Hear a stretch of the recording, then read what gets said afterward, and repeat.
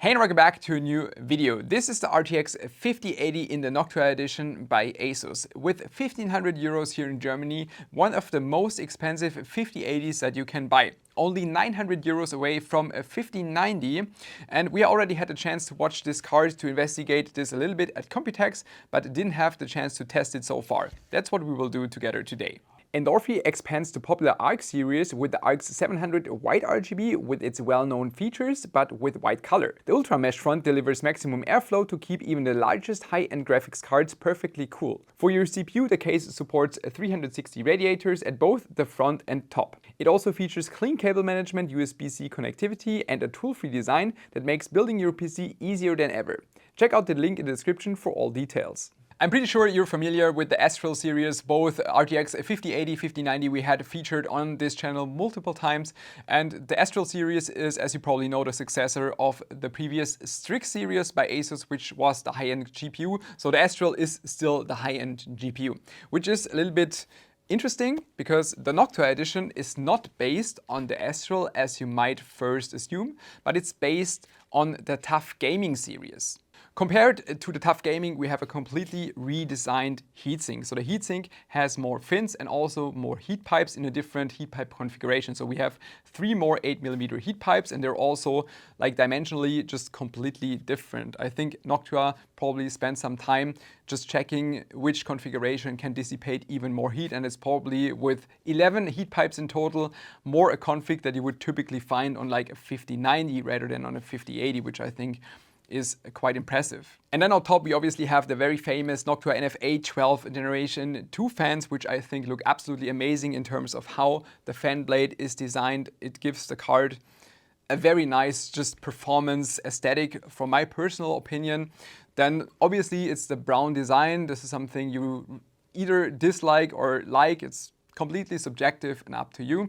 And there's one thing that Joe noticed yesterday when I talked to him, is that on this card you have just 3 normal fans. This means all the blades are rotating in the same direction. And then on the Astral, you have the fans rotating in opposite directions. So the outer fans are spinning in a different direction than the central fan. That is something that graphic card vendors started doing years ago for apparently better performance and lower noise levels. I'm not sure how relevant this is on a card like this, because the fans are fully like inside their fan housing, and I'm not sure if there's like an impact of this fan to this fan.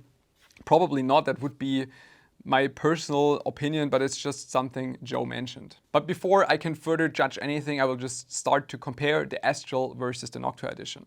I will test both cards in Furmark for 20 minutes each to get the noise levels and thermals. Currently the card is running in the Q mode, which you can see by looking at the BIOS switch, and afterwards we will also test this in the P mode, so in the performance BIOS. The card is currently running with the latest BIOS, which was released in April, that I obviously flashed to keep everything fair.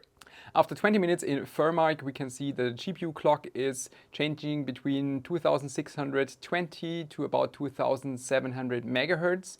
The power draw is constantly at a TDP of 360 watts. GPU temperature at about 71 degrees Celsius, memory temperature at 62, and the fan speed in the Q mode is at 1100 RPM.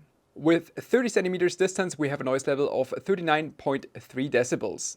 After a bit more than 20 minutes under load in the P mode, we can see the GPU temperature is a bit lower with about 65 degrees Celsius, memory temperature at 56 degrees Celsius. The GPU clock is a bit higher, almost 100 MHz, more like 70, I would say. So it's between 2800 to 2870 MHz under load.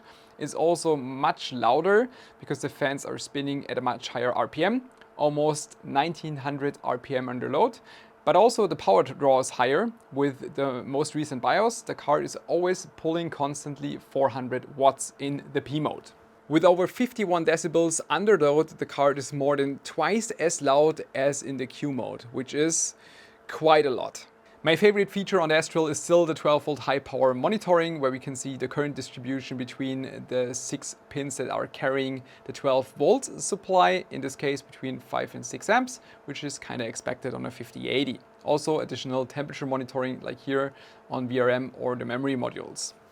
And with this, we're switching to the Noctua edition, and I'm quite curious to see both thermals and noise level. One thing I noticed I also wanted to show is that there is a piece of foam in between the cooler and the backplate you definitely have to remove.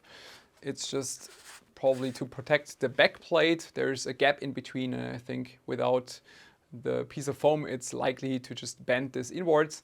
Also there's this ASUS X Noctua logo on here. If we compare Noctua and Astral directly, you can see that the Noctua edition is slightly taller or higher and also a little bit longer. And another view from the angle of the I/O bracket. First time powering on.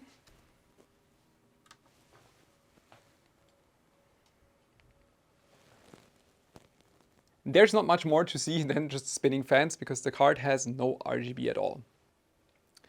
I would say kind of as expected, the card is super quiet under load. Again, 20 minutes of firm and we see a little bit lower performance than the Astral in quiet mode when it comes to the GPU clock, so about 2610 to 2630 megahertz.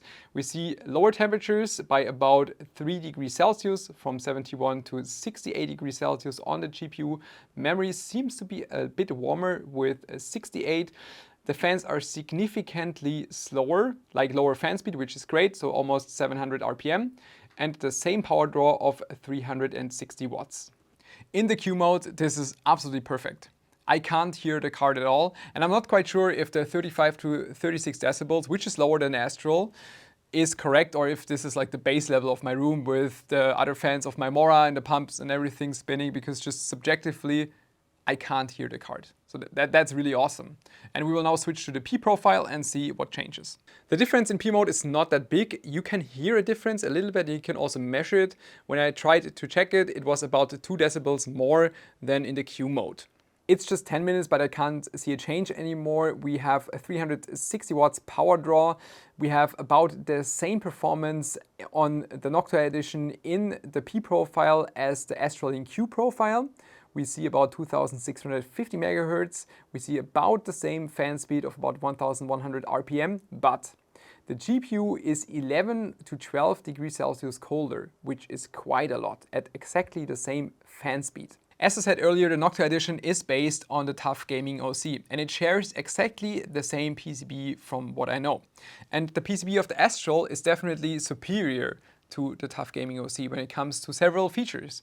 But before I judge this part, I want to see if there is a difference in coil whine, because it has been the case in the past that sometimes a lower tier card, such as a TUF, was actually better in terms of coil whine versus, for example, a Strix or an Astral. We will compare this condition, which is the remnant to game menu, and this is a condition where I often notice while running the benchmark, for example, with a 5090, that I can hear a significant coil whine. I added this professional distance tool to my microphone so we can have the same distance to the PCB on both cards for comparison.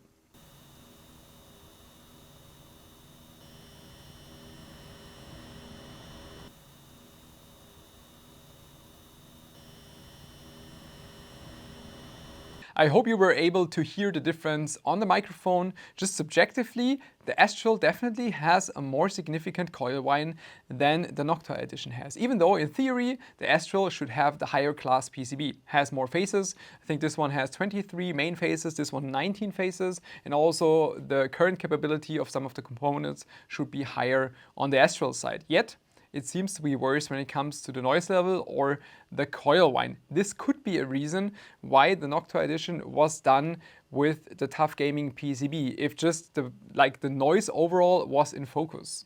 This entire scenario is a bit odd, but also interesting, because the Astral originally was made for being the highest performer and having the most headroom for overclocking, which is interesting because the Noctua edition just is much better when it comes to the cooling capability or the cooling capacity, which is definitely one of the most important factors for any overclocking scenario.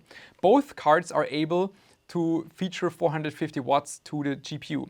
I saw some reviews that were not quite accurate in this regard, because originally the Astral was only doing 400 watts, but in April with the more recent BIOS update, 450 watts were also allowed on this card. So they have the same baseline of 450 watts max, but the Noctua card just has the better cooler, but it's lacking an important feature. And I'm talking about our friend, the 12-volt high power connector. First of all, the entire temperature monitoring is missing that you have on the Astral, which is not that much of a big deal from my perspective, but the entire 12-volt high power measurement is unfortunately also not there, and that's really a bummer.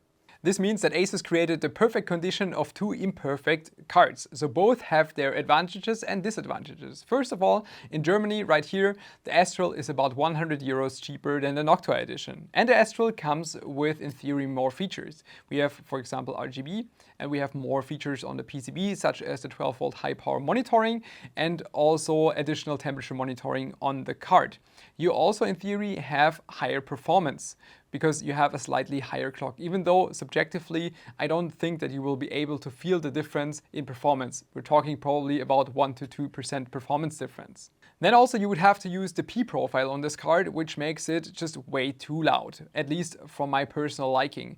With 50 decibels out of 30 centimeters difference, it's just way too much, especially compared to the Q profile, which is quite pleasant. The Q profile is really nice with about 1100 RPM.